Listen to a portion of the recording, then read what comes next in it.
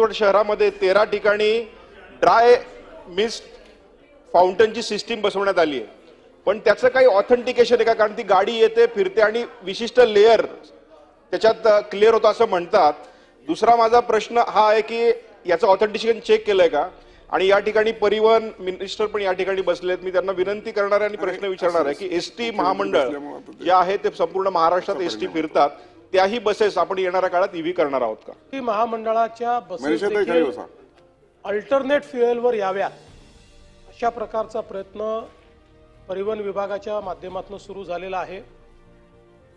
जवळपास 5000 EV buses, 5150 EV buses या परिवहन विभागाच्या माध्यमातून एसटी करता घेण्यात येत आहेत. 450 त्यातल्या आलेले आहेत. आणि त्याच्या व्यतिरिक्त एक आपण LNGच्या संदर्भातला करार हा त्या ठिकाणी कतारच्या कंपनीसोबत पुढच्या 10 वर्षाकरता केलेला आहे. ज्या करारामध्ये आपल्या ज्या एक्झिस्टिंग बसेस आहेत या बसेसला LNG मध्ये आपण कन्वर्ट करतो आहोत आणि आपल्याला 10 वर्ष ते LNG पुरवण्याचं काम त्या कंपनीच्या माध्यमातून होणार आहे.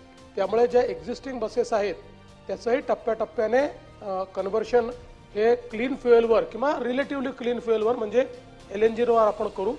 त्याच्यामध्ये काही रेग्युलेटरी अडचणी आल्या त्या आम्ही सोडवतो आहोत. एकदा त्या झाल्या की फार वेगानं हे सगळं कन्व्हर्शन होईल.